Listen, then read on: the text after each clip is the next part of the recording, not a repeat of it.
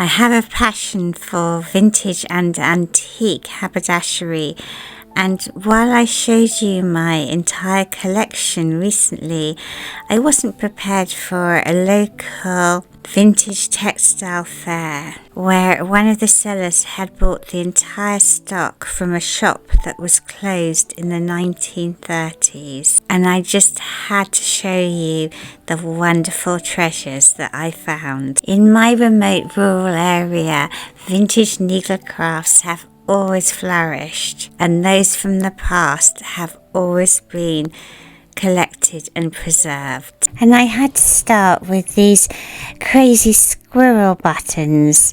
I just couldn't resist them. And I also bought Donna Flower Vintage these faux tortoiseshell coat buttons, and this is a really special antique Edwardian piece. It's so soft, and you can see it's the most beautiful embroidered insertion piece, and you can see the buttonhole markings there just to thread through some silk ribbon to add some colourful contrast. And together with that narrower strip, there was also, in exactly the same design, a much wider strip for a skirt flounce, which I absolutely had to get.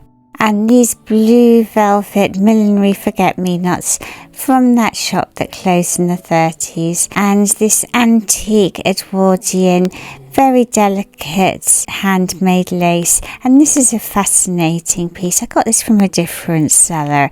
It's a 1940s crinoline lady, and it's been handmade at home. You can see that the face has been painted and drawn onto card, and in fact, the whole thing is mounted onto card. Her crinoline dress is made from pleated grain ribbon, and then she's carrying a bouquet with a kind of lace edge, and you can see it's just been tacked onto very thin card. And I thought that would be a lovely idea to try making myself. It could be a beautiful gift card perhaps. And this is hand painted 1930s trimming.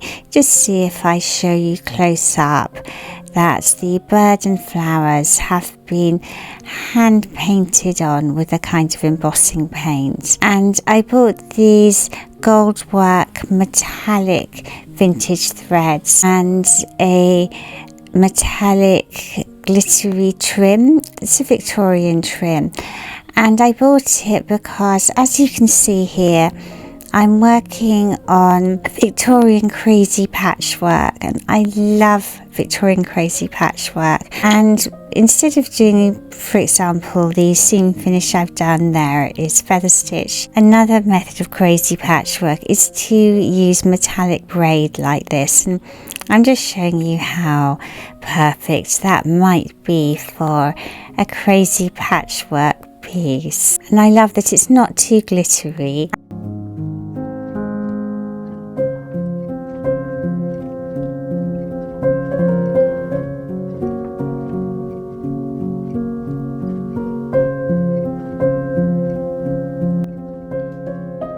And these beautiful feathers, dyed feathers, came from the shop that was closed in the 1930s.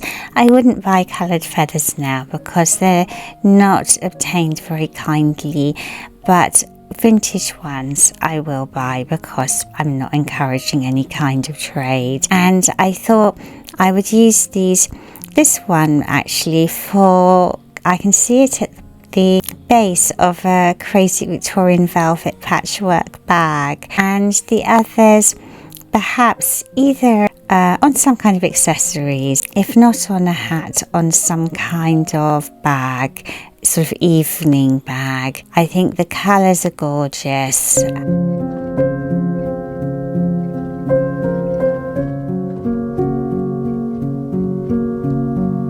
And I bought, this is just a length of tulle. It's probably from a wedding veil, but I thought it was very cheap. I thought it would be perfect for perhaps a Christmas fairy. And this very beautiful. It's tape lace. It's made up already. It's a jabot, and it's a 1930s one. It already has a little button on the neckband, and then you would just add that to your blouse, or perhaps to just create a little decorative finishing touch at the neckline. If you were wearing a jacket, it would just add that little touch of prettiness and femininity.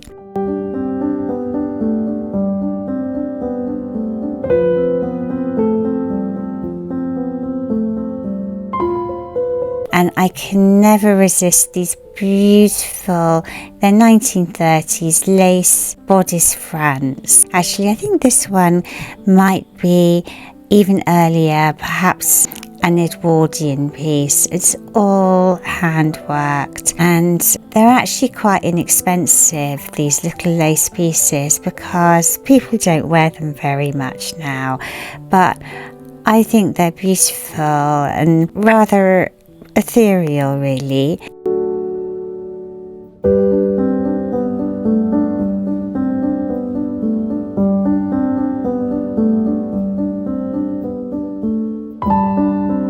And this handmade trimming, I love green, it's my favourite colour, and intricate work on this beautiful trimming. And as I say, don't think that these things are expensive. They're actually cheaper than modern. Of course, I do realise that it's finding them, and I'm very lucky where I live. And these are millinery fruits. I always love them.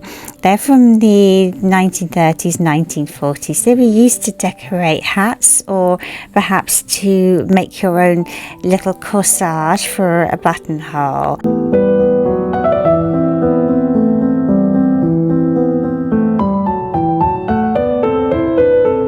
And I got this little head. She's a little doll's head. She doesn't have holes to attach her dress to, but I imagine that I can just sort of tie a little body with a dress around her neck, and I thought she had a very pretty face. And this beautiful blue and cream trimming is from the 1920s. It's embroidered silk, very lovely.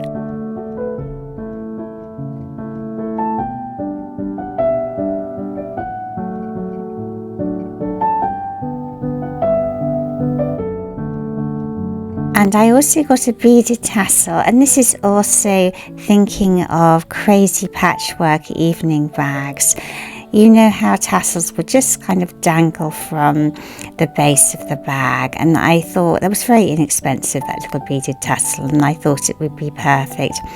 And this was a short length of antique embroidered trim, and I thought that it would be perfect for adding to Victorian crazy patchwork. And this is a little different. It's an original tin of 1920s hair grips to produce that crimped style. I did have a go at using them. I'm no expert hairdresser. And look at this beautiful trimming. It's all hand worked, red on cream. I have some vintage natural coloured linen, and I think that would be perfect with that.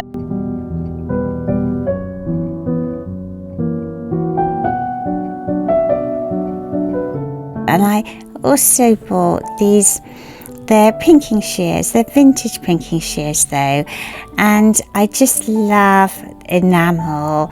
They've got those enamel handles, rather worn and chipped, and of course they're rather heavier to use than modern scissors, but they do work perfectly, and they are a thing of beauty. And this, it looks like needlepoint, like a needlepoint cushion when you see it on screen, but it's very light and floppy. It could absolutely be a decoration on the bodice of a dress. There's nothing stiff or hard about it. It's been done on this very fine net in silk embroidery threads, and very pretty.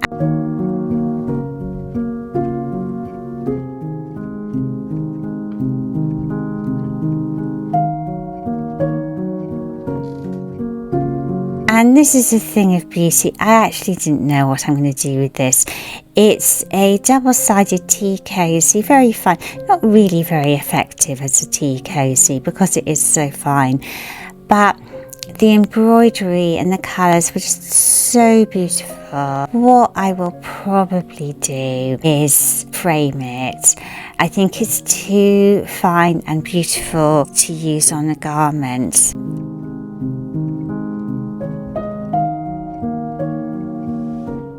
And I bought 3 pairs of gloves for £10, and they were 2 particularly were very decorative. Look at the fringing on these. They're 1930s gloves from that shop that was closed in the 30s, and then all the stock discovered recently. And these were more probably wearable everyday gloves, and you can see 1930s gloves usually fit me perfectly. I have quite small hands, and I can get them very reasonably because they don't fit most people, so I'm kind of lucky there. And look at these beautiful, for people that crochet, which I'm in the process of learning to do. Look at the fine crochet work. These are French and they're antique Edwardian, and these were sales cards, so you could choose your trimming from these sales cards, and obviously they're too precious to use. Those will be probably framed, but inspire me.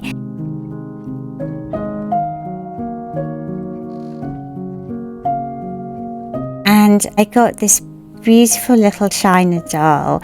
Her dress is a little disappointing, but her face and her body was absolutely perfect, so I'll be sewing her a rather prettier dress than the one that she has at the moment.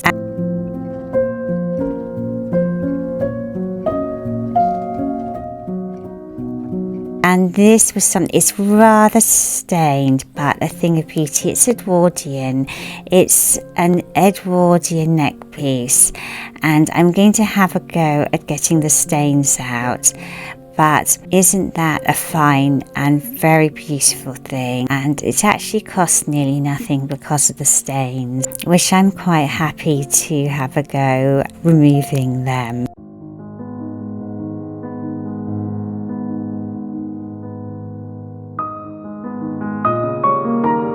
And as it's autumn, I couldn't resist some autumn flowers and some decorative pumpkins just at my kitchen table. I spend so much of my time just having a little break before I get on to show you.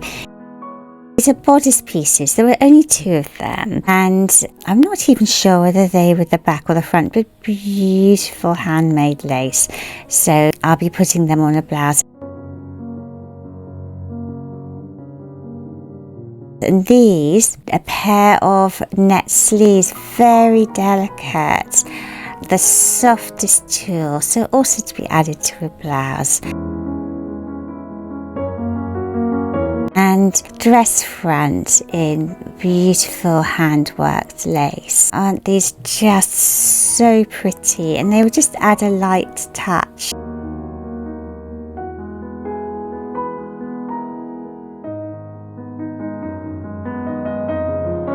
And this is, it costs nearly nothing. It's 1920s fabric. It was a sort of front and back of a dress, perhaps even a wedding dress, but it has the most terrible orangey rust stains all over it.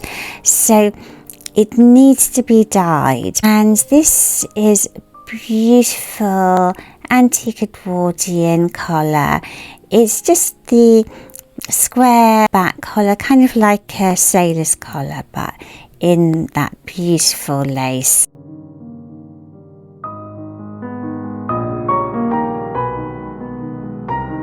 And another very pretty dress front, and with the matching collar from the 1930s, and this beautiful tape lace. This is a pair of cuffs.